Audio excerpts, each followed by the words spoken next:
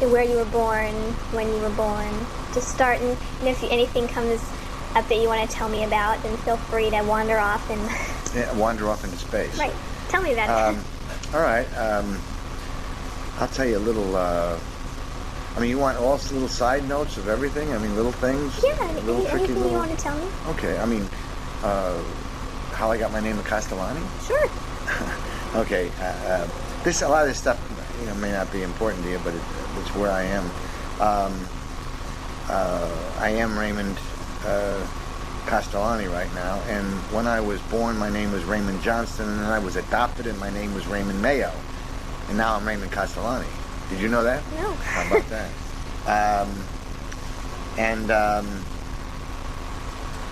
When I was as far back as I can remember, my first recollection was, and these things are poignant to where I am today too. I was born in 1933. This is 1991. That makes me 58 years old.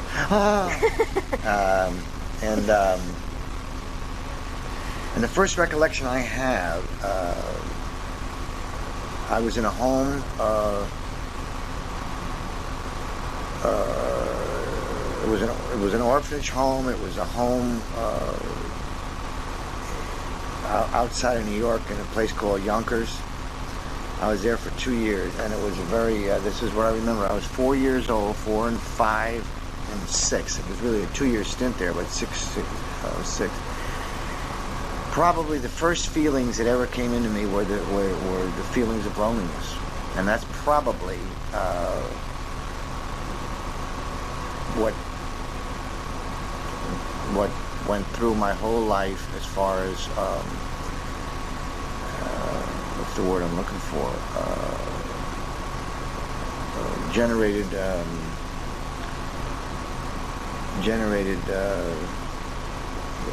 both good feelings and bad feelings towards life or towards anything from that little stage. It was a very sad period of my life. It was I remember almost all the 2 years. It was just a horrible crying, loneliness, it was just a bad period. It was just a hole in my gut that was always there, even to this day, even 54 years ago.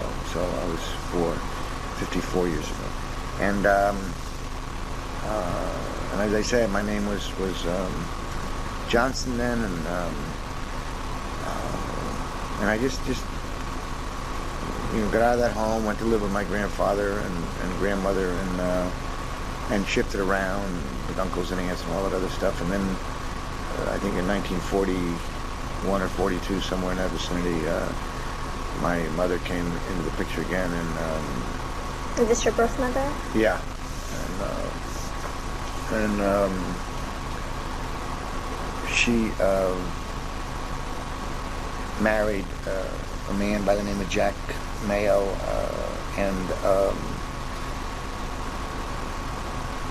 again, I never lived with him. I lived with my grandfather. I lived in the cellar with my grandfather. We used to listen to Amos and Andy, and that was a good little period of my life. I was between 7 and 8 and 9 years old, I guess, somewhere in that vicinity. And then this man wanted to adopt me, and so I changed my name to Mayo. And then this is 1981, which is about 10 years ago. 10, somewhere in that vicinity. 10. My mother was very sick, and she was in Florida, and she was very sick, and this man, Jack Mayo, took her up in the airplane, and she died in the airplane. She was so sick, and she'd never been in that airplane. I had such a bad taste in my mouth about this situation, that after she died in the airplane, and then after that, I changed my name back. I changed my name to Castellani, and did you just choose that name? No, that belonged to my grandfather. Oh, it did. Yep, it was a family name belonging to my grandfather. And Actually, belonged to my mother. Your grandfather on your mom's mother's side. Yeah. So I was. It was your mom's maiden name. Yeah, Jane Castellani. And every time I think about my grandfather, I got good feelings. And every time I think about anything else, I don't have such good feelings. So were you, So you that's weren't what very my name. close with your mother then?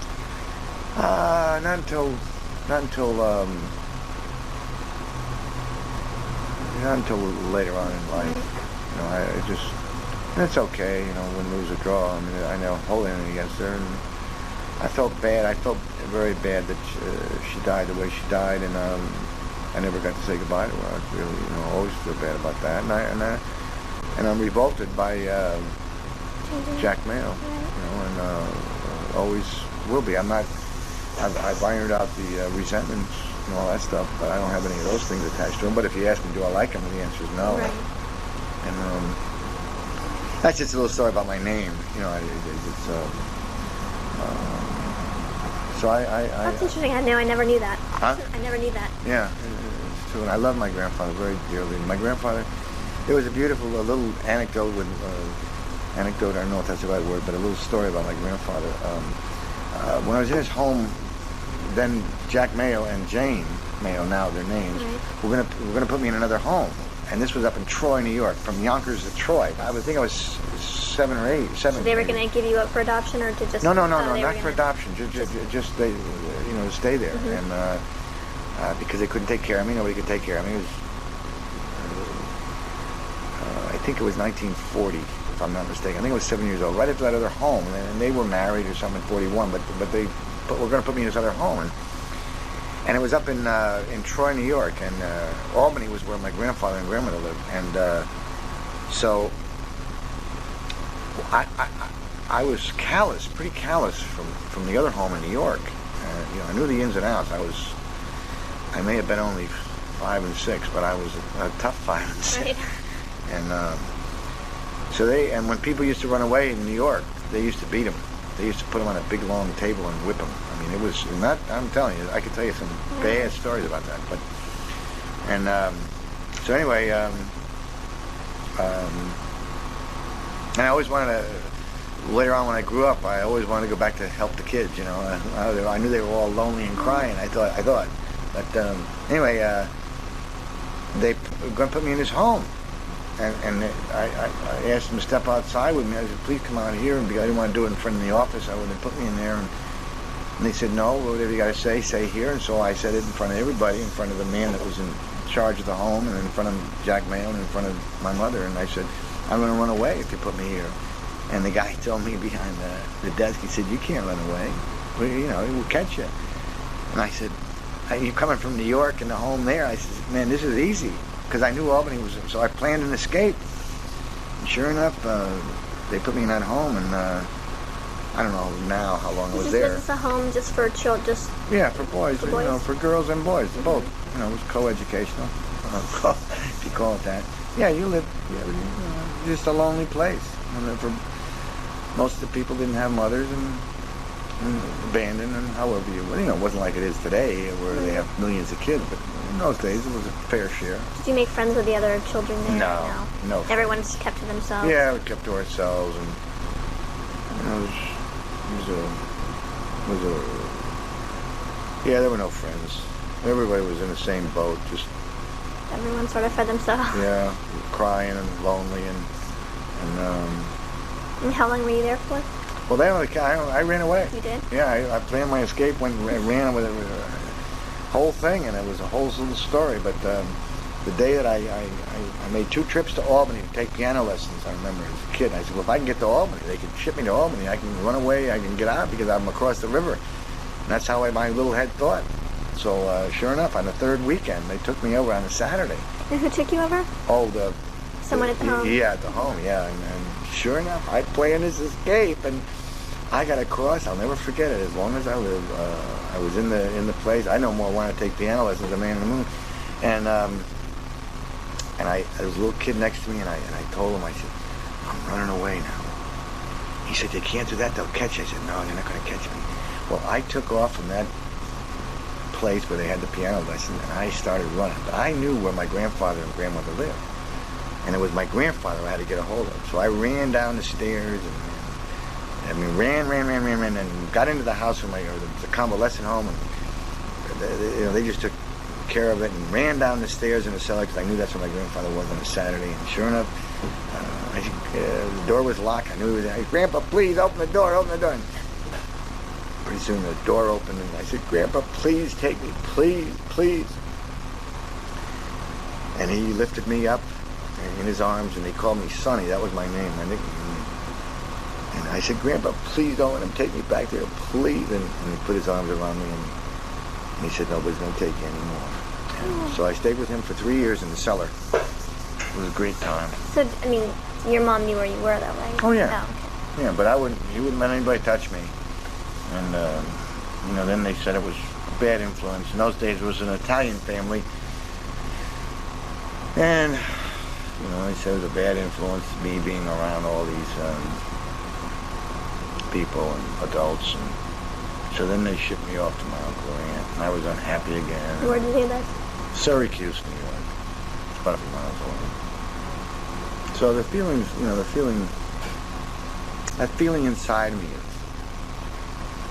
I think the best way I can express it is just homesickness. That's what it's like. Just a big Always dump of searching for a homesickness. home. Yeah. And no place.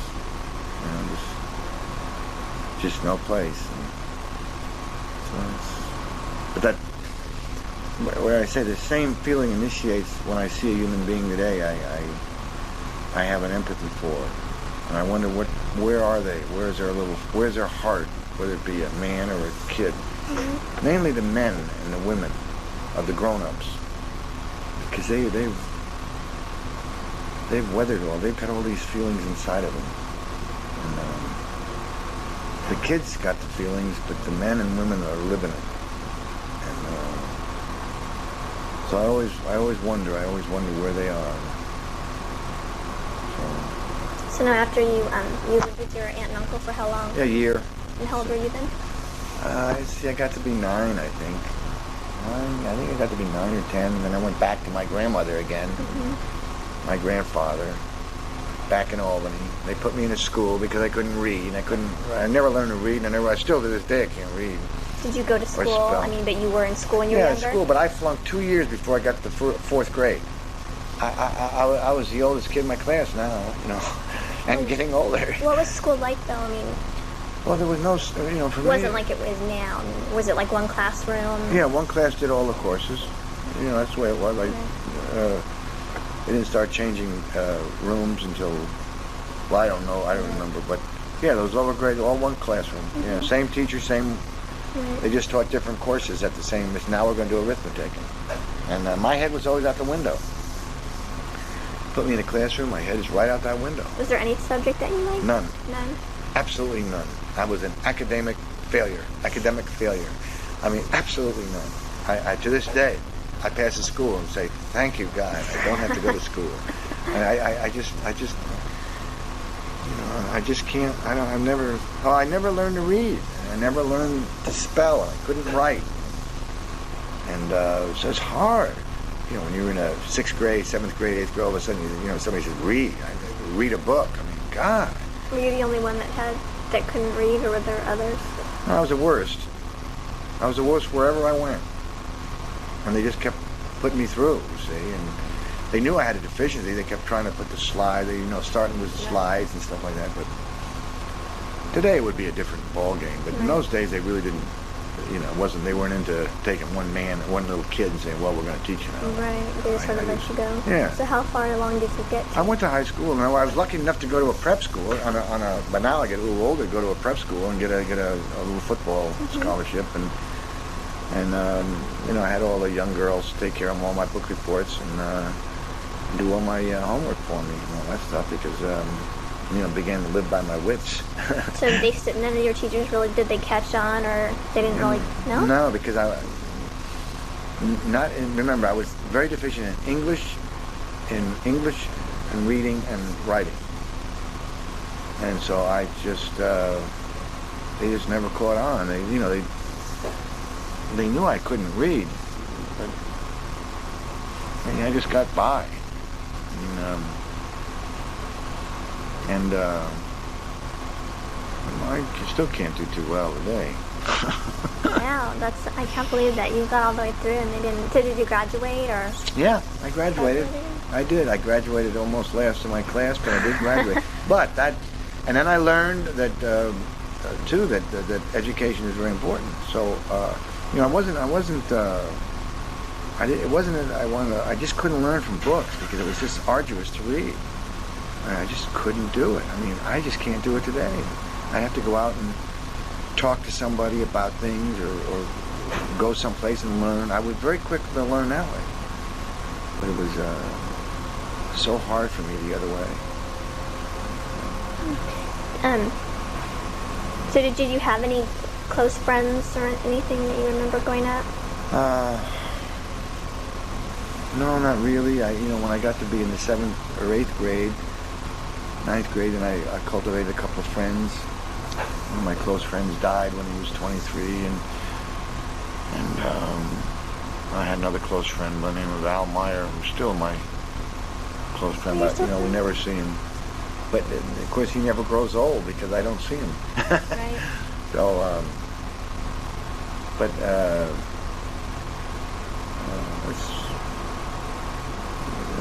it's hard for me, I think, to even to this day and age, trust. And so, friends are hard to find. Because of your family and yeah. stuff. And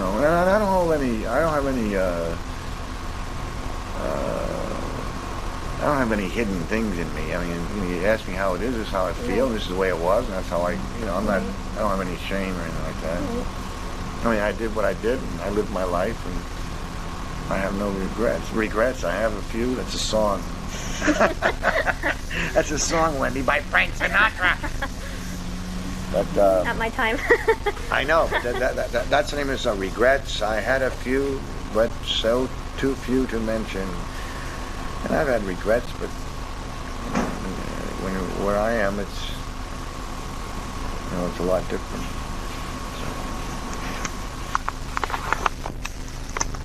Okay. I was going to ask you, did you have any type of family gatherings? I mean, were you brought up religiously? Yeah, no, the family. We have family. When I lived with my grandmother and grandfather back, now I was from 14 or 13, 12, 13, 15, and 16. Yeah, they had family gathering on Sunday because we're Italian, so we had the whole family over every Sunday or every other Sunday, twice a month. No, was this when you were at your grandparents' house? Grandma in Albany. Did your mom and your... She was out. She was there some of the time. She lived there some of the time. My mother was preoccupied with you might say men.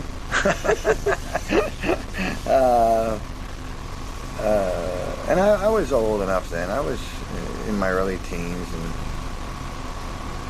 and So when did you celebrate Christmas?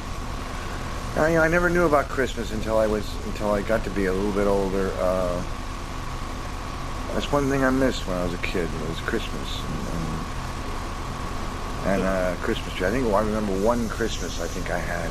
I remember, and that was in Schenectady, New York. But I don't remember any other Christmases. Did you ever go to church or? Yeah, went to church. But again, it was not I was not into that. So you never felt very religious? No. I had no. I thought that in those early days that they were talking about God and love and all this stuff, and I thought that He'd forsake me because anybody could feel as lonely as I felt. Right. There was no God that I knew about. So it's an interesting question that you asked because nobody's ever asked me that before. But that's the way it was with me. I just thought He forsook me, and I sort of did things my own way when I got a little older. And now it's a different ballgame. Right. I was really anti, because I knew he just... Sort of an atheist. Yeah, well, I acknowledged the fact, so I couldn't be an atheist, so there must have been something, but I was angry at the entity. Right. I was angry at the entity. I mean, he really screwed me over. That's what I thought. Right. I mean, he did. I'm not ashamed to say it now. I have no fear of God, but I mean, now I'm at 58, I can say that. When I was younger, or other people who are afraid of God or afraid of something greater than themselves would say, "Oh no, God is always good." Well, I'm here to say that I'll do whatever He wants me to do today, but He couldn't give me a better shake yeah, somewhere along my life, and like I said, I can say it now. Yeah. So. Was there You gotta have the truth. If you don't have the truth, it doesn't, nothing flowery.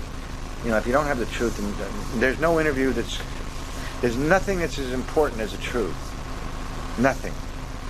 And if I don't tell you the real thing, the way it really is with this human being, then you might just well read a book about some other human being you want to write about.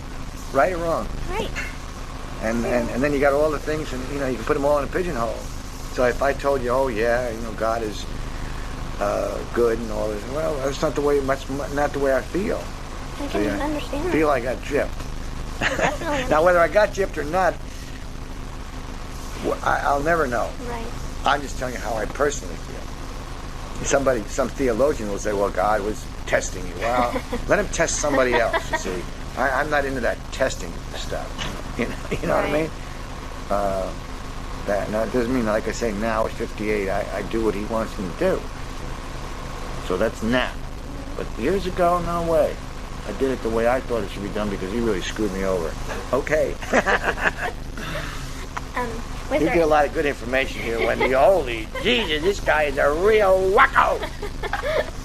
But was there any like special occasion that like you looked forward to every year? I mean, it was your birthday. Did you? No, I hated birthdays. I cried at birthdays. Did you not like your birthday? I don't know why. I think I just didn't. I think the time was passing and I was losing the time. I think that, and it was like it'll never come again, and I lost it. So a birthday would mean I just lost another year, and I haven't even got a place to live yet, and I've lost another year. It was weird. Birthdays are cry time for Ray. And what was the other question you asked? I was just asking, was there like a certain holiday? I mean, was it maybe? No, Christmas. I didn't like any of them. Oh. None of them. They didn't mean it. It had no meaning to me. Mm-hmm. Birthday was at one time somebody wanted my mother. I forget one. I didn't want a party. They had no meaning. Easter, Thanksgiving, they had no meaning. Christmas, no meaning. Were there certain rules of the household sort of when you were? I lived with my grandmother, my grandfather. I was with my grandfather. I just didn't want to leave aside because I was afraid they were going to ship me off someplace. So I mean, especially when I was younger. When I got older, I was just sort of a rebel. I became a rebel. You know, I just became a rebel. Became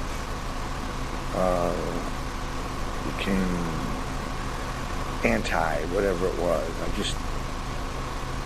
I didn't have a chip on my shoulder. Don't want to misconstrue that. I think I'm just looking for a place. Looking for just a place, I think. And remember, I always had that hole in my gut, so it was always that way. And there was no stability. I made my own stability, and so I figured that I got to do it. I got to do it myself. I worked. I made money. I set pins in bowling alleys. I mean, I had my own money. I don't want anybody buying me anything. I got to owe you, and I owe you. I don't want to owe anybody anything. And so you like to depend on yourself? Yeah, only because I depended on everybody else before, and they all let me down. Oh yeah, I depend on you, take care of me. When I was a kid, you'd ship me off someplace. Well, you're not going to ship me off anymore. Nobody's going to ship me off anymore, you see, and I got that feeling inside. Okay. Did you want to be did you want to be anything special when you grew up? I mean, did you think about the future, what you wanted to do? I just had this feeling inside of me that I wanted to help. I wanted really to. I know it sounds silly, but I knew how Babe Ruth felt when he went down and he signed autographs for the kids. And I guess in essence, I just wanted to sign autographs for the kids. I mean, I guess that's about all I really wanted to do. didn't want to be a doctor. I didn't want to be anything. I just wanted to sign autographs for the kids to make them feel good. And I never got that.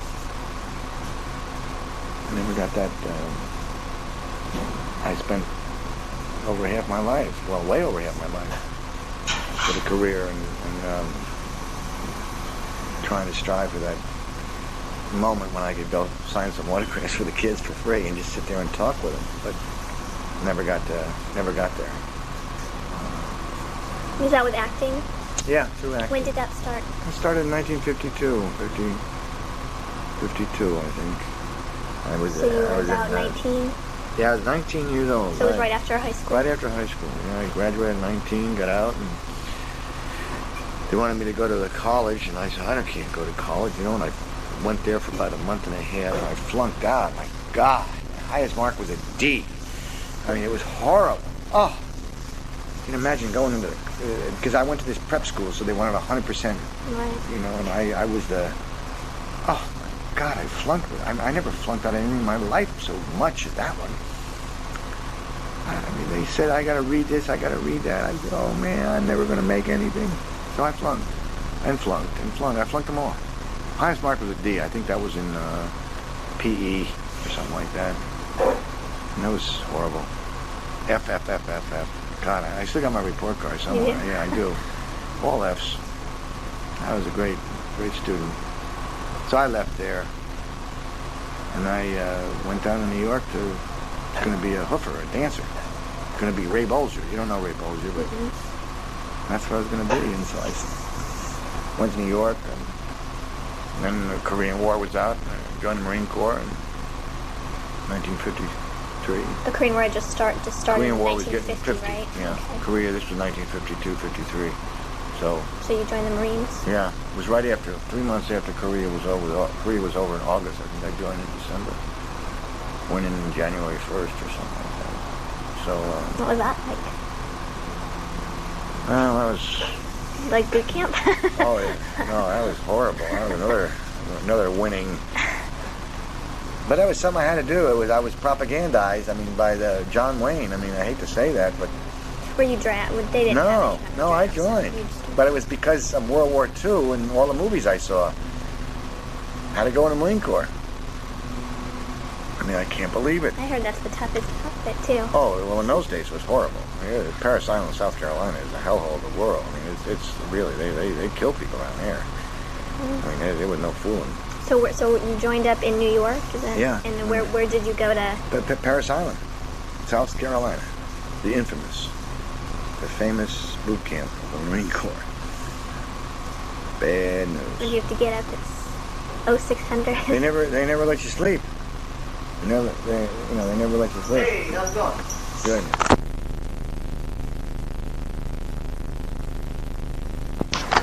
Boot camp. Oh, boot camp. Yeah, it's a bad place. Parris Island, South Carolina.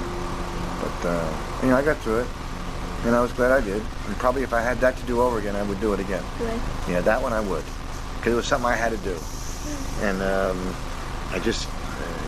spent 1,096 days in the Marine Corps. Got an honorable discharge, but it was just something I had to do in life. That was this thing that had to be done. It was my only source of steady employment, the only thing I've ever had in my whole life. I've never been steady employed in my whole life. Oh my God, what a shame that is, isn't it? Isn't that terrible? Think about that. Not necessarily. I'm 58, 53 years counting the little kid. I never had steady employment, except 3 years in the Marine Corps. God bless me. I didn't go to school and I don't have any bosses. So after the Marine Corps, what did you do? Then I went back into, I didn't dance anymore, but I went back into the acting field. Where had you danced at? Well, in and around New York, little clubs and stuff as I learned, But I never got really good at it. I was just feeling my way. Was that like Again, it was because I wanted to get to have a name and then help the kids again. Right. Now, what is that like? Sort of like little show? Were there like little theaters, little bars and clubs and stuff. Mainly pick up a few bucks here and a few bucks there, pay for my lessons and so on and so forth. Acting lessons? Yeah. Dancing lessons. Dancing lessons? Yeah. I didn't start acting until 57. So did you go and get an agent, or did someone just discover In 57? No. I went to, I got out of the Marines and I went into, they had a little American Academy of Dramatic Arts in New York and went to school again and to act, but it was acting school. Right. So, learned a little, the fundamentals, basic fundamentals, and then that was, I neglected to say, all during this time I drank, which I started drinking as early as 7 years old when I was in. Really? Yeah, so that's another whole story, but that's part of the story, and also part of me where I am today. We got time. Yeah, I know, but I started in drinking when I was years old. When I went with my grandfather and grandmother that first time when I ran away from that home, and I was allowed to have wine. And was it with dinner you had wine? Is that how? Yeah, wine, sherry, and my eggnog, and I liked the taste of it. And you were Italian, right? Was that? Yeah, right. And it didn't do anything. I never felt 10 feet tall, and it didn't do what a lot of people say. Oh my God, I felt 10 feet tall and the whole of my gut went away. Well, that's not true with me. Again, I just liked the taste of it, and I liked what it did to me. It got me a little high, a little mellow, and took a lot of the little edges off. And that's about it. I didn't have no harm, no foul, but I liked it. I mean, I'm not going to deny that. And I drank with my grandmother, drank with my grandfather, allowed to have wine, and with my godfather. And where other kids were drinking Coca-Cola or 7-Up, I was drinking wine. And by the time I got to be 12 and 13 years old, when I lived with my grandmother then, I was stashing whiskey bottles. I had been drunk many times by the time I was 12 years old, 13 years old. And I tried to get other guys hooked on the wine, other kids, in the neighborhood. And, but I was young, I was strong, and I started drinking whiskey and get to be older. In New York, you can drink when you're 18, so you go to bars when you're 15, and you get older kids to buy the bottle of whiskey. And, were you older looking when you were younger? No, I was. You looked your age? My age, look young. I'm just going to ask you, what was your hometown like? I mean, Albany, New York, it became my hometown. It was 150,000 people, and it was fair size. Because I got into sports, I got to know everybody in the city. Got to be that thing that you wanted to be, signing autographs, except I didn't, and I drank accordingly. But as my body was young, I could recover quickly. So, and that drinking followed me wherever I went. And, I knew at 16 years old I had a problem when I was working in the construction, and I knew that if I had a drink, I had to go get drunk. What's the need to get drunk? I mean, it was just. It's just once the alcohol hit my system, man, I just had to go. And I had fun. I had tons of fun.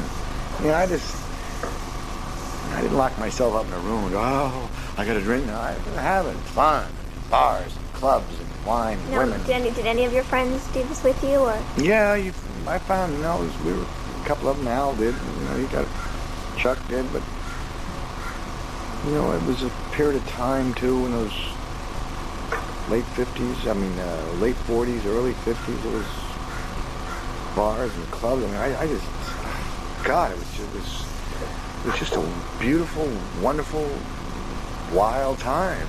And it was, go to the bars and turn on that jukebox, and hearing Nat King Cole, and asking a young woman to dance with you. I'd fall in love every 5 minutes. Oh my God. And, drinking and just having fun. It was really just fun. Oh, it was like a party every day, every night. I was an athlete. So this is like when you were in high school, the years you were in high school? Oh, God. So you liked high school then? No. So you didn't? Well, no. I don't mean the school, I meant the time. Yeah, the time, yeah. I never thought it would end. I just thought that was it. I was in Utopia. I found Utopia. It was just, I knew everybody. I was... And were you still living with your grandparents at the time? Did they ever say anything or have a problem with it? Well, my grandfather died when I was 15, so... It was just you and your grandma? My grandmother, didn't like the thought, but I always could get by my grandmother. She's Italian. I would say, well, Nana, I drank wine last night. So as long as I was drinking wine and not whiskey, it was okay. Oh, okay. Be careful. You get a little muriago. But it's a great period of time. Oh, my God. And, of course, I thought that it would continue on. Right. Life doesn't do that. Get out of high school and things change. All those things change. But no, it was a glorious time. I have no regrets. I just. Did they have dances and all? Oh yeah. Oh, every day. It was always a dance. It was always bars to go to. I mean, it was. It's like just a party all the time. One giant party for like 5 years. And I never grew up. I was like, wow. Other kids were studying. I said, and they all went to Harvard, and Yale, and West Point, and I was in another bar. And it was, I got all my education from the bars. People, I would go to dive bars, and, in Skid Rows, and learn about people all the time. Always wanted to learn about people. Where the other guy, my contemporaries, were preparing for the GSO school, what do they call them, the entrance exams for colleges, and I didn't care if I flunked. You didn't care then? Oh, no, flunky time. I could care less. But I did care about learning about people, and that was what I did. Was your family educated? No, I don't think so. I mean, did they know that you didn't read and... Yeah. They did? Yeah, they always tried to get me in front of some tutor or somebody. I couldn't handle that either. I always have some tutor that's going to teach me. Mm-hmm. Well, I just never wanted to learn, and I couldn't learn from books. It was horrible. I am going to teach you if it kills me. Okay, go ahead, try. This one's going to try, that one's going to try. Everybody tried to tutor me. I'm going to teach you French. I took 2 years of French and first year French, and got lower the second year than I did the first. Figure that one out. Well, it all has to do with what you want to do. Yeah. Were there any stories that you remember your grandparents telling you when you were younger? No, I just had one with my grandfather. I'm going to take care of you. Nobody's going to take you anymore. Put his arms around me, and I can still feel his arms. He taught me how to use tools. He taught me the usage of all the hand tools of the carpenter. So you went into construction for a while? Well, no, I didn't. But he was a general contractor, and he could build beautiful homes. And he taught me how to use those tools. So I learned how to do that from him. I was gonna go back to we were talking about acting. How did you become interested? I mean, I was curious of how you became interested in acting. Was it have to do with the autographs? Is that something? Yeah, I think basically it had to do with getting into a position where I could help other people. I mean, I had the right idea. I just fouled it all up. But through the process of drinking, through the process of getting married, through the process of having kids, through the process of, I became selfish, I became self-centered, I just became a lot of things that are not pleasant. And fears and all these things crept in as I grew older. And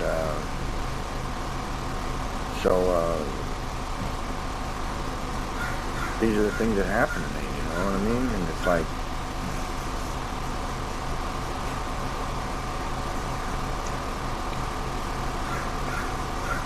did you, how did you feel when you got your first acting job?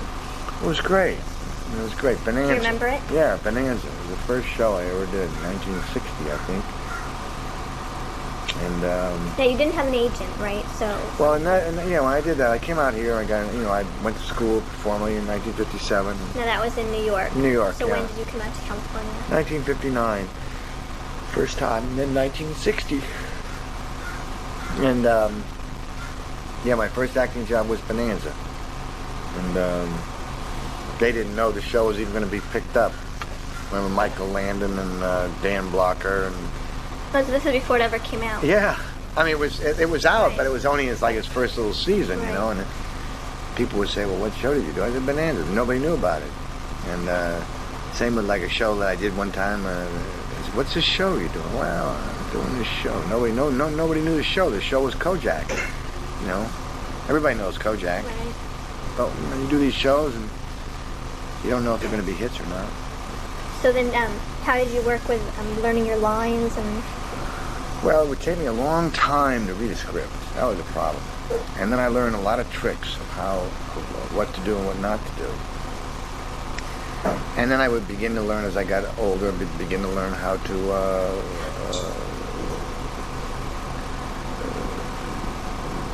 I don't want to say improvise, but improvise so that they would get my intent rather than the actual words. Then I had a very great facility to memorize. And I could really retain, not memorize, but retain what it was I read. So I had that facility, I had that going for me. And, but as far as cold readings go and stuff like that, I couldn't do it. So I would take my time. If the lines were, I would just read real slow. I'm going to kill you with what I'm going to do. See? If I was to read it in real life, or somebody read it, I'm going to kill you is what I'm going to do. I couldn't read it. It would be, I don't know what it would come out. But if I took my time with it, and I could see the words, and then I would transpose those words from my head and then out, and take it slow. And that's how I got by all this. Did anyone help you with it? No. Nope. Because, it's not what it was about. So where do you go from there? It was just, you just went to acting for... Yeah, New York, and Los Angeles, and I did a few hundred television shows and a couple of movies, few movies, and Did you like that though? Yeah, it was okay. But you needed. I always wanted to, but you get to play all these parts, and then all of a sudden I got boring, just boring, and I just got.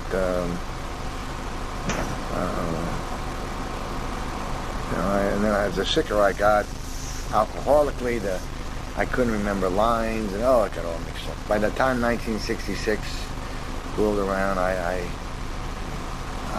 didn't know anymore. I couldn't remember any lines, and I go work, and it was embarrassing, just terrible. And so those are unpleasant things. And it didn't take until years later that I did a lot of shows after that when I got sober, but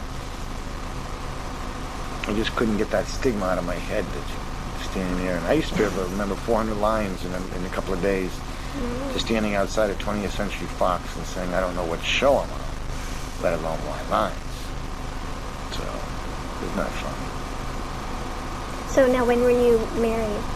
I was married in 58. Now was that in New York or? Yeah, it's in New York, yeah. And then you both moved out here? Yeah, in 1960. Yeah. And when I was married, I think in 59 I got married. No, 58.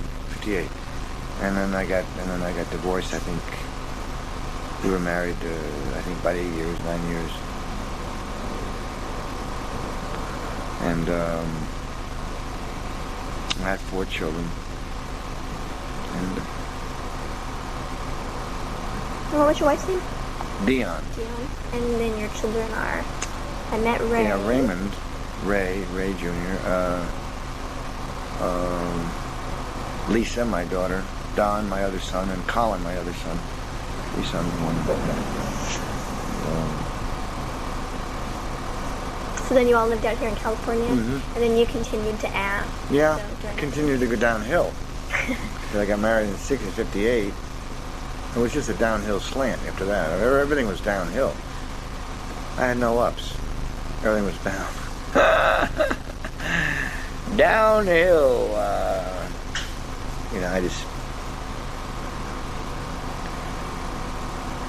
It was all a mistake. Just a big mistake. Well, you have 4 great children, though. Well, I don't know. You know what I mean? I don't know.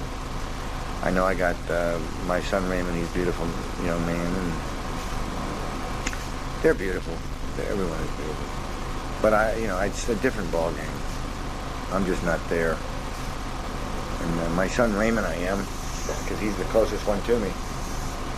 So I know. He's beautiful. Now, did your children stay with you when they grew up? No, they were all split up too. It's hard for all the kids, I think. So now, did they stay with your wife? Yeah, 3 of them did. And Raymond didn't. He stayed with you? Yeah, and not with me personally, but they stayed here, in California. And the marks is what I never wanted to happen. When I was a kid, if I had kids, I never wanted them to be like me. I wanted them to be different. Everything is going to be different. It never is different. It's always the same. Life goes on, have their ups and downs, and what you try one day not to do to your kids, you do, and I think everybody's trying. Everybody's trying to do something better, and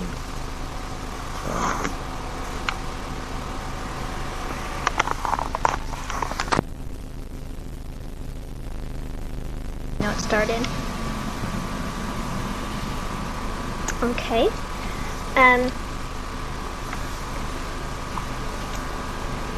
What sort of what sort of events do you remember sort of throughout the beginning of your life that really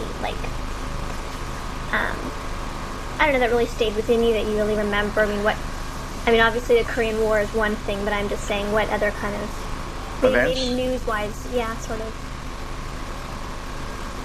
Well, of course, I remember World War II breaking out. I was a kid. Mm-hmm. And I remember the atomic bomb going off.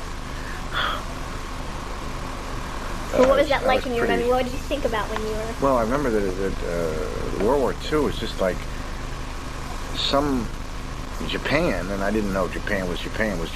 Right. I just knew something killed somebody and invaded us.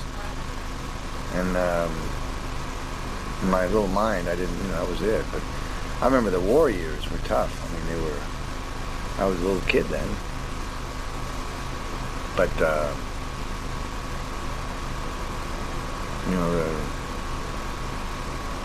Germany and all that, I remember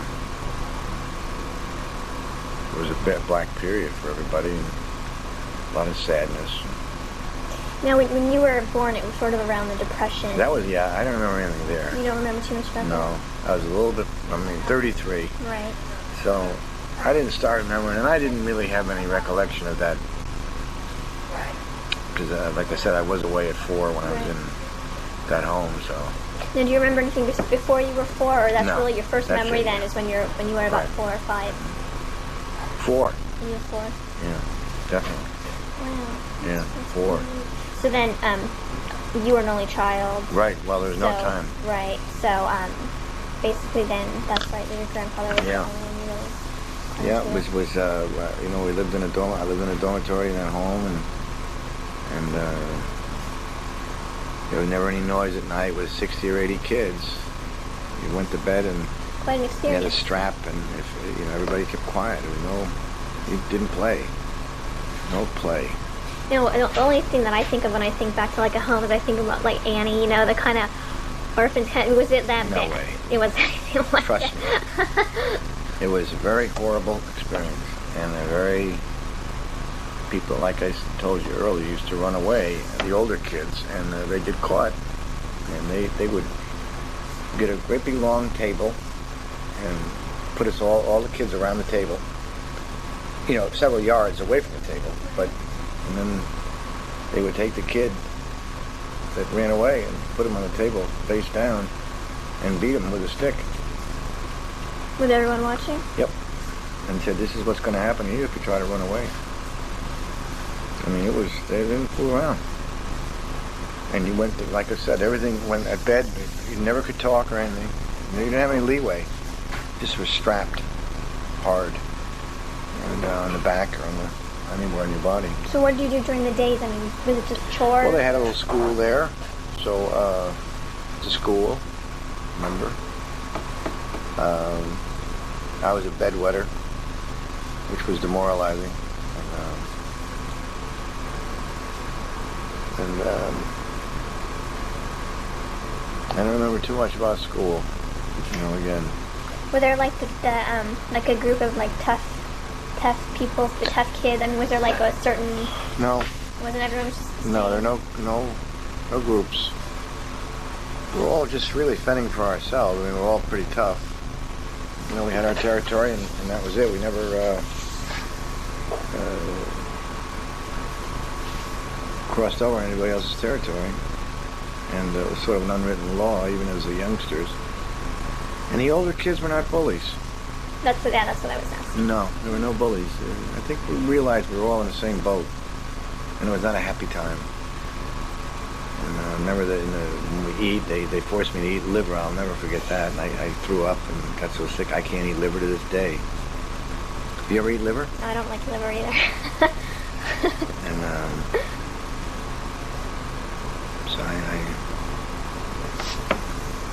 so that was it. It was just an unpleasant time. Sad. Cried a lot. I cried for 3 or 4 days when my aunt would come visit me.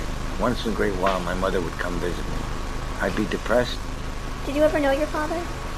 No, I knew my father on 4 different occasions. My real father. Right, that's what I meant. Yeah, so you did meet him. I remember once he made a snowman for me. I don't remember anything else. I remember once I saw him in a railroad station and he gave me $2. That was the last time I ever saw him. And how old were you? Were you very young? Yeah, I remember once I was in the truck with him, and that was it. And once he drew a peanut man for me. He was a good artist. And did your mom ever talk about him? No. And I thought he was dead. And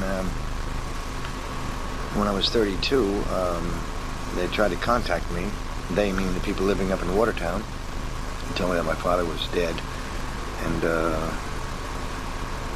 I cried, and I didn't even know him. I never knew him, but I cried. And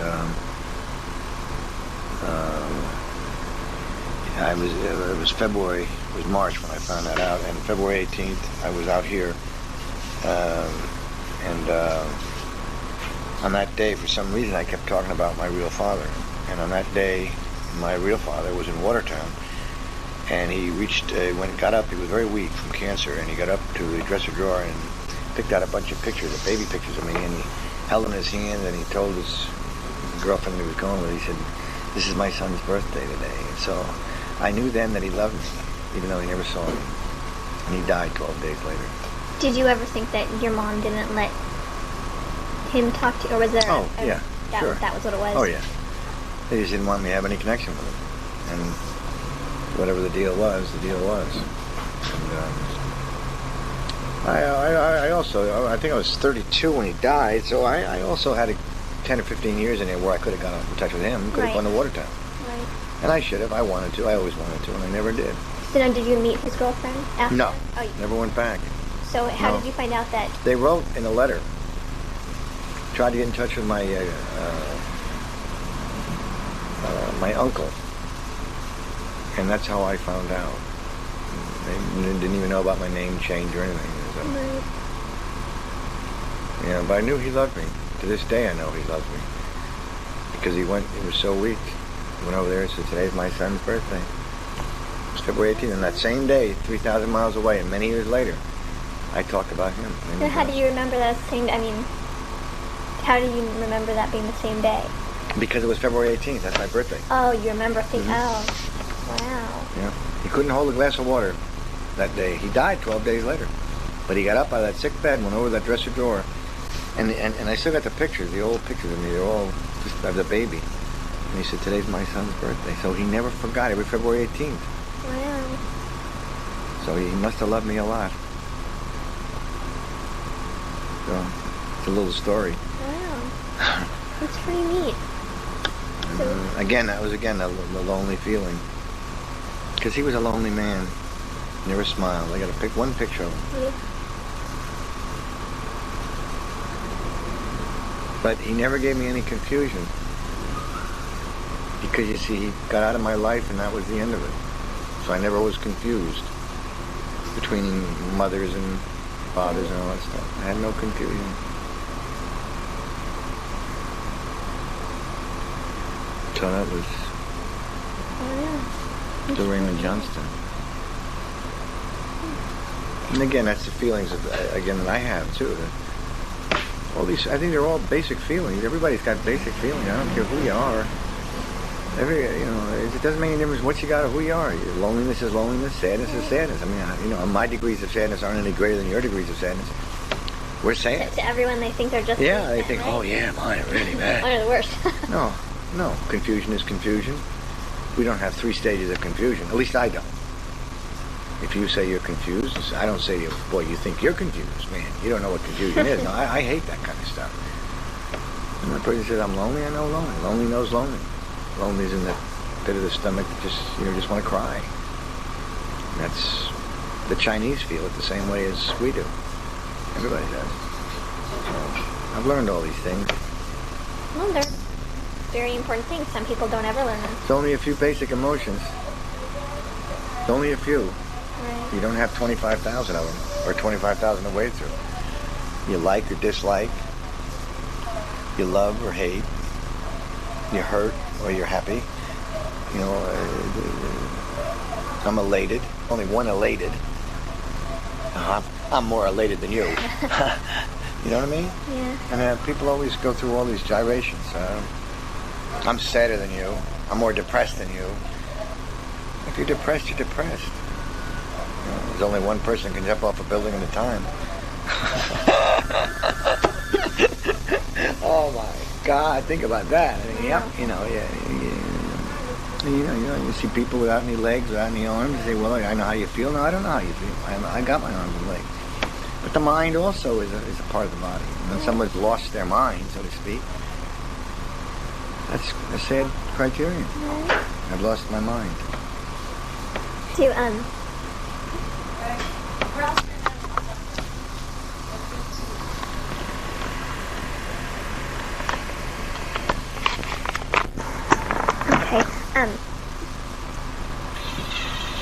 During the time when you were in the home and all those things were going on, do you remember like what was going on outside? I mean, like in the going on. So that was really the only thing that. Right. The only world I knew. The only world I knew was right there. I got no letters. That was it. Mm-hmm. I just knew I was in the wrong spot. And I didn't know what spot I was supposed to be in, but I knew I was in the wrong spot. Do you remember any things that you enjoyed when you were growing up? I mean, did you go to the movies often, or? No, then when I got to be 8 and 9, then I was with my grandfather. Then I would go to the movies. I would go see my godfather. And it would be a happy time. I mean, I would always be happy when I was with the godfather. We just won't take it seriously, right?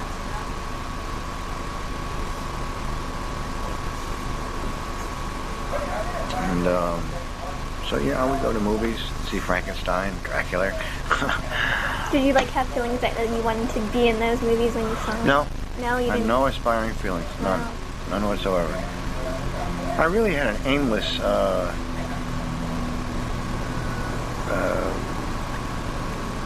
little childhood there. I mean, it was I just wanted to belong. I really, when I was with my grandfather, that's all I really wanted to do. I just want to follow him around, give him his tools, and help him work.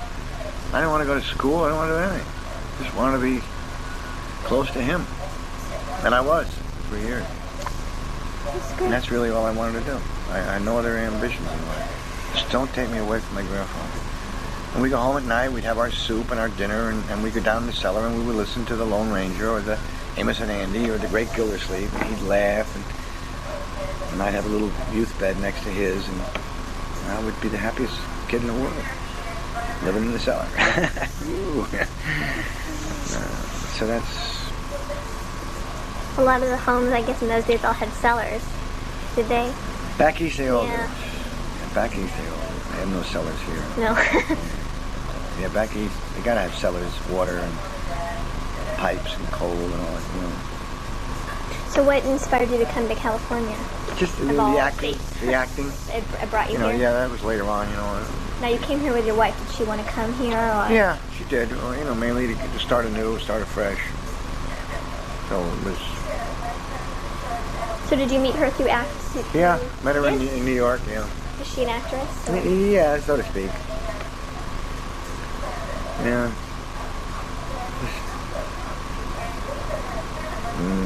Met a young girl. I mean, I dated a lot. There's certain things when you were bringing up your children that you remember from your child. I mean, I just didn't want to be alone. I just wanted to be alone. I didn't want them to have the same... I wanted them to be able to read and write and to spell. have the advantages. Sort of Just read. Just read. And, so I pursued that kind of endeavor, but I fouled that up pretty bad. And,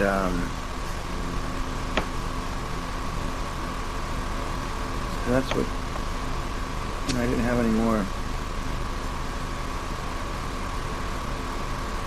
And everything got all fouled up. All fouled up.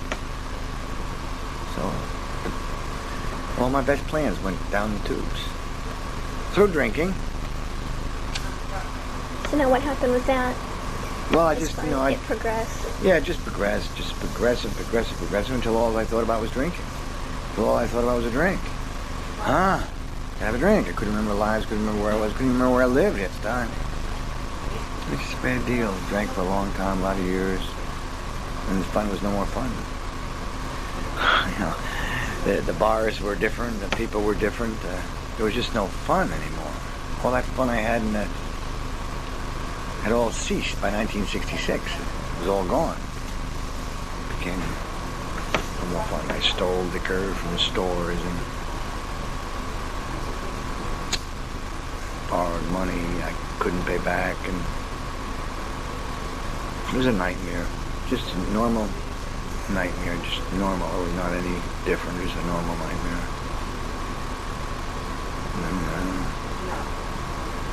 And the next time we can cut into that, you can ask me any kind of questions deep into that. Okay. And then you can go into that. I mean, that's a whole... Right. I don't want to get into it now. Okay, we can call it a day for today and Yeah, okay. start again. Okay. Was that... We were heavy. Yeah. I got it. I'll clean them all. You got a voice level on me? Yeah. Okay. I was wondering if we could talk a little bit about if you remember stuff and that was going on during World War II. If I remember stuff that was going on in World War II, Like what you were doing and what was going on around you and how it affected your life.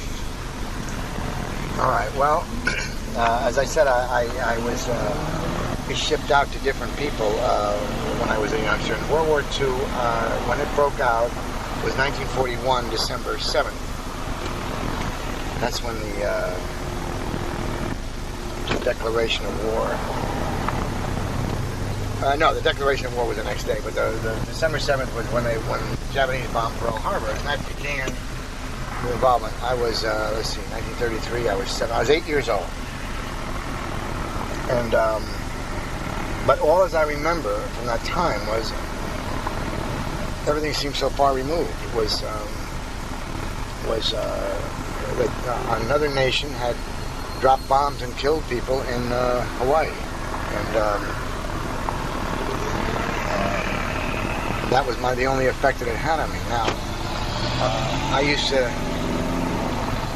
as the war years began, I was then with my, I think after about a year after the war broke out in 1942, I think I was shipped up to my aunt in Syracuse. I think that's the way that it was. And then I used to pick up tin cans and squish them, and I remember bringing them in for a little bit of money. And I also worked a lot, little odd jobs, etc., etc., etc. Alone I was, and I was with my aunt up there, and then came back down again a year later. And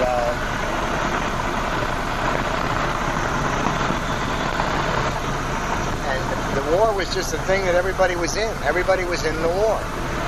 Millions of people, I remember, were in the war. And that's all that was ever talked about was the war. Did it have an effect on... Had no effect on... It didn't have any effect on you? Had no effect on me whatsoever. I was not... I thought it was... The only effect it had on me was when I went to the movies. One effect it had on me, I'll tell you one of the big effects, and this I remember very vividly, was I remember what Hitler was doing to the Jews. If I ever had a visual thing, I remember that, because that was done in the newsreels, and it was the most horrifying thing that was being done. And what I remember were the faces of the starving people and the graves that the people would be thrown into. And I remember, it's terrible to say, but they did show them on the news, and they would throw them in, and the bodies were so, just skin and bones, and they were thrown into these massive graves.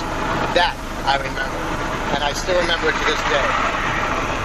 I was a youngster, now I was about 9 years old, but I do remember that.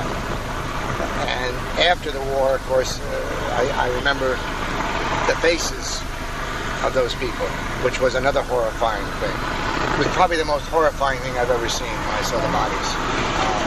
Never to be forgotten in my head. Moving pictures, black and white. And the other, so I would probably say that had an effect on me as far as mankind goes, because that's man's inhumanity to mankind, or however you want to say it. But it was a horrible trip, and I just couldn't believe that could happen, and yet it did, and it made an indelible imprint in my head. It was just something again to see that as a kid. And, so that was horrifying. That was even more horrifying than the atomic bomb. So I'll probably say that the effect, I had no problems with. We had no problems with food. We used food. Everything was allotted sugar, and you couldn't get sugar, and you couldn't get rubber tires. You couldn't get meat that you wanted. You couldn't get. But it really didn't affect me. I was living with my grandmother and grandfather at the time, and I ate spaghetti. So, but you did see a change, though, in how things started to become. Well, things became mobilized. I saw that. I remember when I was living in Schenectady, the GE plant was there, and I remember all these tanks going down the Union Street in Schenectady, New York, and I said, my God, all these big iron tanks. It was the first time I saw that. I mean, it was awesome spectacles to see that, because they were going off to war, and then of course. Hundreds of thousands of people were being killed, daily, both in all the armed forces. So, but outside that one episode of the death camps, I don't think anything really indelibly. I mean, I can look back now and say, yeah, I vaguely remember the Battle of the Bulge, which I know was a big battle. I vaguely remember the atomic bomb. Going off, Pearl Harbor and all those things, but I vividly remember about the camps. That's the way it affected me. So. Did you sense like a scared? I mean, were you scared? Did you feel the people that were near you that seemed sort of like what would happen next? Well, they were trying to keep the war away from the United States. Is what they were trying to do,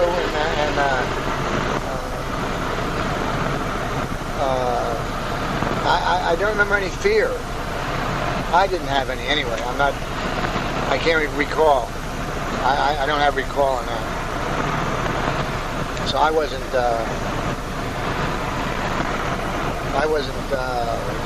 hurt by it or moved by it.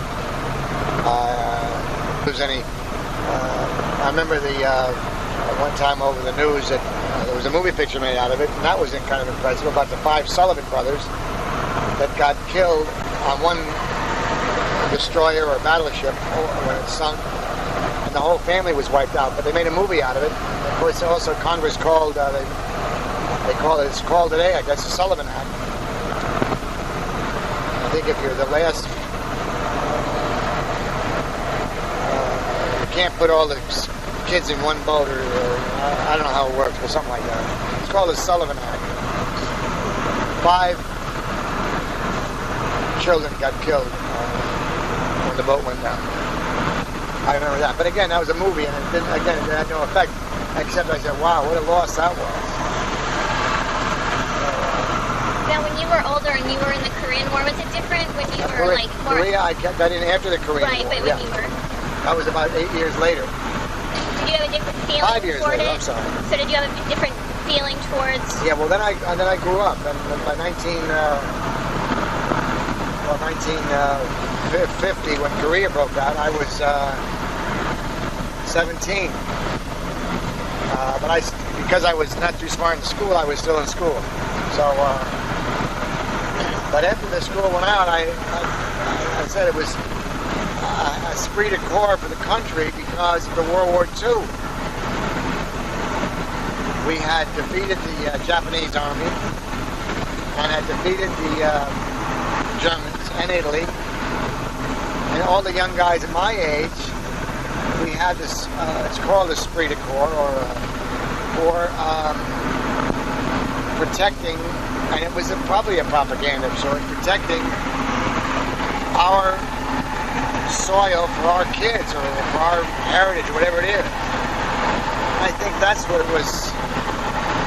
I think Korea was the first, again, I'm not a historian, but was the first war where it couldn't be won. We had a 38th parallel, and they had to go beyond that point. So that set the stage for the politics. But a guy like me, I was still brainwashed from World War II and the esprit de corps, and you got to give up in order to be the victor.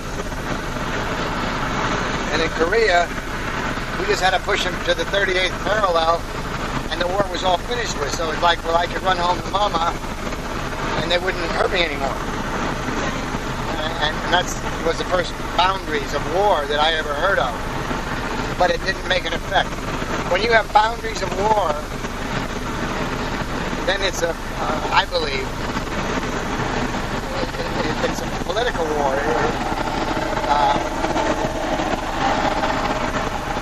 You can't go here. If you go here, I won't play. When the Japanese surrendered, there were no conditions. When Korea surrendered, the only condition they had to meet was we couldn't. They just had to be past the 38th parallel. And then, of course, when Vietnam came, God only knows what that was all about. You know, just these poor, beautiful men and women going off to fight something. And then when that first started, I wanted to go. I was still young enough because I had that esprit de corps. But by the time the end of the war was going, I didn't know what we were fighting for. I don't think anybody else did. And our boys were getting killed for nothing. And it was sad. And then I grew older. So I changed. My wars now became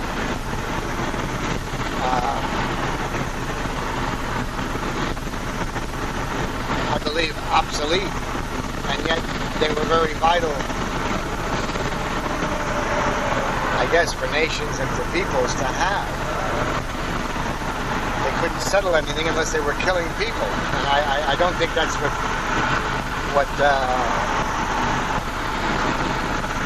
if they wrote a book, I don't think you'd say, well, now only way we can end something is to kill a lot of people, maim a lot of people, and then we'll go on from there. And then after that little war is over, we'll go kill some more people and maim a lot of people. And then the guy said, yeah, and then we'll get bombs that can destroy cities, and bombs that can destroy countries. And yeah, those are good. I I think that's where our focus is. I think we're all in deep trouble. Conversely,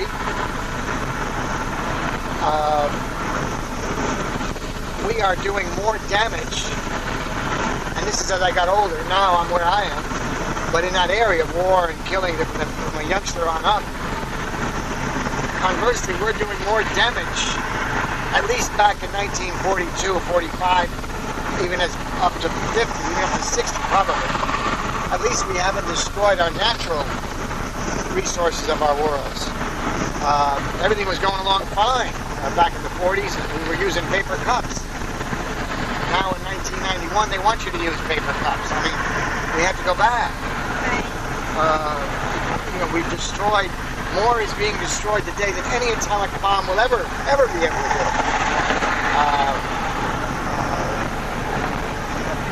We find one cure for one thing, and the disease like AIDS comes up and kills millions, not here in the United States, but overseas in Africa, where they'll kill 4 or 5 million.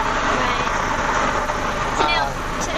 To the young people of today, like when Desert Storm came about, after living through the other wars, what do you tell them? What if they, because they have that same feeling that you had when you were... An esprit de corps comes from a protecting of something. Now, I don't know anything about.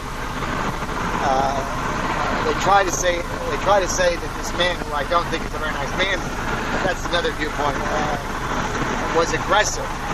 Well, in a sense, he was. He aggressed on Kuwait. So naturally, we showed the force, so to speak.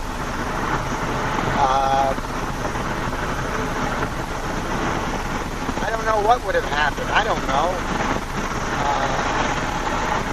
I don't know these areas, but I know they're the wrong areas to delve into. And quite obviously, the United States, along with a lot of other countries, we are delving into bombs and destructions rather than promoting love and understanding for mankind. We're promoting bombs. So I would say that the young people, the only hope for the future is the young people today, from the ones that are being born in 1991, and the generation that starts from at least 16 in this 1991, for the next 10 or 15 years, the hope is in these young people to say there will be no more war. Now, not the hope in the United States, the hope of all our planet for the young kids to change it, because they're the ones that are coming up. I want to ask you a strange question. Do you happen to remember what you were doing on December 7th or the day after? The day I was having it was a Sunday, and I was having I just say I was having breakfast. I remember it came over the radio. There was no TV. At least I didn't have any TV. Everything was radio. What did it feel like at that?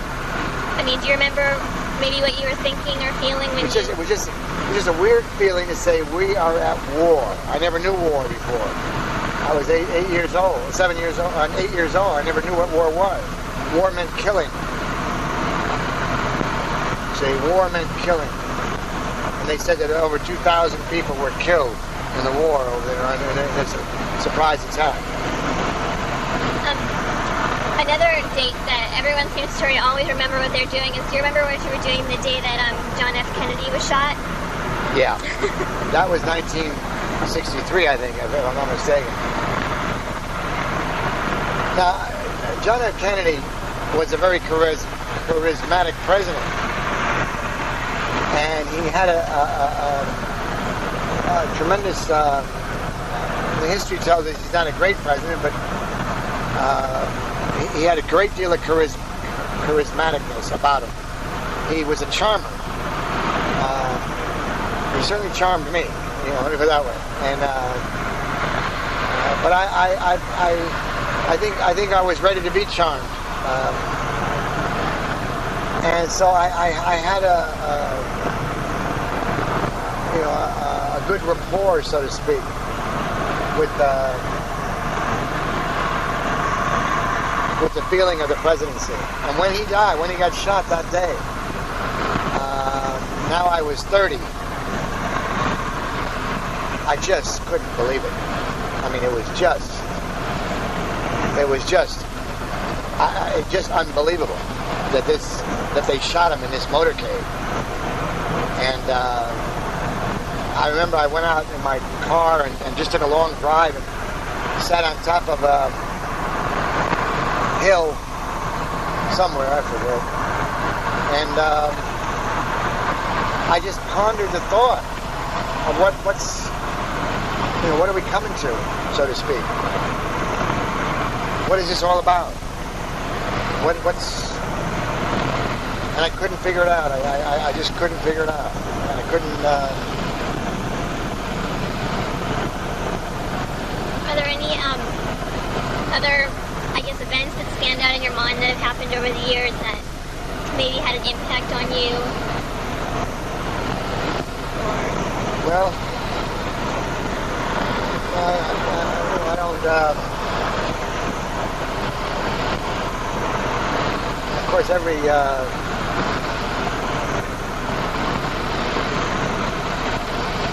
remember when John Glenn went up in the... another...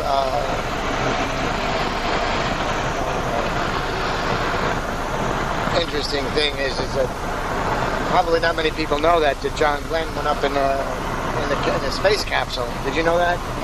Huh? No. And he was the first man to orbit. Got it. The Earth, and he did it 3 times. And when he was re-entering.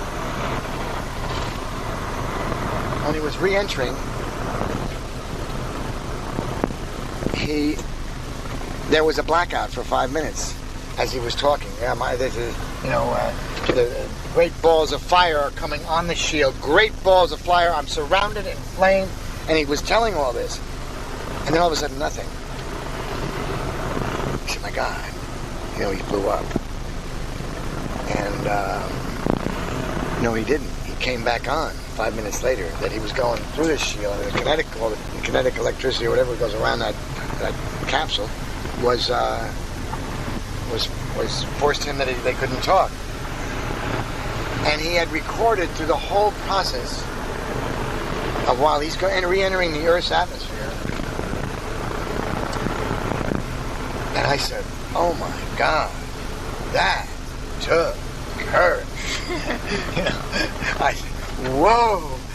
To realize, now he was the first. They didn't know about things like that.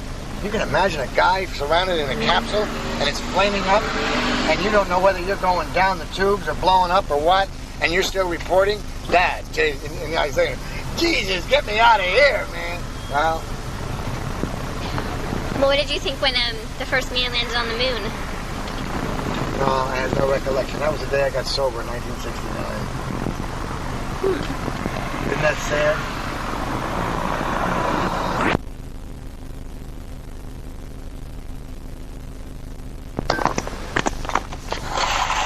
I really got upset. Okay, something I was going to ask you is, did you get a driver's license and then, did you have a driver's license or start driving? I mean, when was that?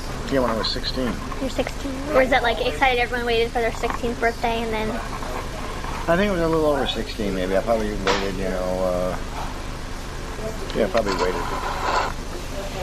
But around there, yeah. I was anxious. So what did you drive? I drove a, it was a Chrysler with a fluid drive. It was my first little car. And then I had a Model A Ford, I think it was, or Model T, one of those things. Old car. You used to be able to pick them up for $10. I had a lot of $10 cars, you know, and Plymouths and 37 Plymouths, and you could buy a car for $10 or $15. Really? And it was good cars. Wow. And Did you ever get any tickets or get in any yeah, accidents? tickets. Yeah, got in one accident. I was a teenager, and I got in one accident. The guy ran a red light, and I'll never forget it. Well, New York, I can understand. Yeah, well, this was upstate, but it was. It's probably saved my life many times because I knew I always never went through a green light again, knowing I was not going to get hit. So every time I go through a green light today, I know I'm vulnerable. So it saved my life many times. When you used to go out with your friends or go on a date with someone, I mean, where did you go? What kind of things did you do? I went to clubs. We used to go to the in Albany. Went to the what's the name of the Mike's Log Cabin. God, it was the music of back in the 50s, late 40s, early 50s. Dancing to Nat King Cole, and Joni James, Joe Stafford. Oh my God! Have a few drinks, get on that dance floor, and fall in love. You know, it was all good fun, and just a lot of fun. Do they have those like little, the drive-ins? You go park the car and they bring the food out to you. Oh yeah, and stuff like sure. that. You mean with for food? The roller skates. Yeah, they did. They had the drive-ins. Used to go to the drive-ins, and they get the food and yeah, you sit there and girlfriend, half mellow, drinking beer, and so it was all that just an aura that was going around at that time. I was thinking in LA, just someplace right over, Were there any like TV shows that when you were growing up, or any movies that were sort of TV was not. No, TV didn't come in until I had no TV, radio. So TV didn't come in, and I was already pretty much. It was in 52 or 53 or 54, somewhere in there. And there's only one show on. So that must have been exciting after all that Well, time. you see the show. I think in 1950 I saw the first TV, and I think it was. I could be wrong. Was Kukla, Fran, and Ollie, and then the other one was Milton Berle, Texaco Hour. That was on every Tuesday. And outside of that, there was more than television. I mean, and we go visit somebody's house that had a television and saw it. And didn't think too much of it because we're used to big screen TV movies. How much did it used to cost to go to the movies, like when you'd go? Oh my God. I remember when I was a kid going to the movies. It was 14 cents. I used to get a quarter, and I used to go walk to the movie house, quarter and 5 cents for 2 candy bars. So almost 20 people could have gone for what it costs now for one ticket. 14 cents. That's what it was. 25 cents to give me 2 candy bars in a movie theater, a double feature. Wow. When I went up to 50 cents, my God. Then 75 cents. And $1 one time, years later. So. When you were younger, were there stories like, I don't know, did you hear any fairy tales or anything that do you remember that? I think a lot of it had to do with movies. I think all the fantasies of mine were movies, heroes. And, Humphrey Bogart, James Cagney. It was all part of that time. Maltese Falcon.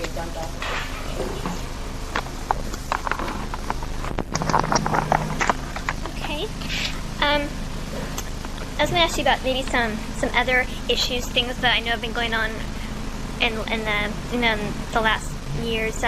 Maybe dealing like with racism and all that kind of stuff going on. Have you felt that it's gotten worse? In 1951, I was a very poor student. I was 18 years old, or 17 or 18 years old. We had to do for our English, whatever they called it in those days, I forget, but a paper, a speech, and the whole thing. And mine was on racial prejudice. That's in 1950, or 51, 50 probably. So I was aware are prejudiced in that time, but really only prejudiced in one sense, black and white. Right. And so even being the poorest student in the class, isn't it amazing? I came out with one of the most profound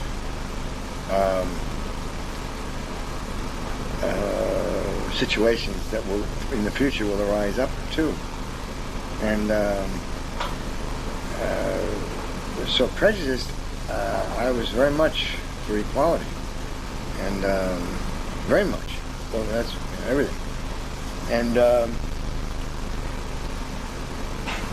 in 1954, I was in Jacksonville, Florida, with a black man, and they wouldn't shine his shoes when I went into the bar, and we were going to break the bar up, but about 10 other guys, 10 white guys, got up. Singleton, his name was. He said, "Ray, I think we better get out of here." They could have killed us both, you know, and never thought anything about it in those days, Jacksonville, Florida. And then, of course, the rest is history about the black stuff. But I think, the answer to your question, and then through the years, I was always equal, but I was really unlearned in the situation. I really wasn't, I was unlearned. I believe, you know, today, of course, it's a different ball game. I believe Abe Lincoln said it, all men are created equal. All men and women are created equal. Men meaning women and men. And I believe that. I believe that you know, equality for the human being is very precious. And I think if we put out love rather than color or sex or any of this other stuff, I think that's the answer. And so I didn't realize that, you know, there was bigotry against. Oh, now the Jews, yes, I got that in 1945 from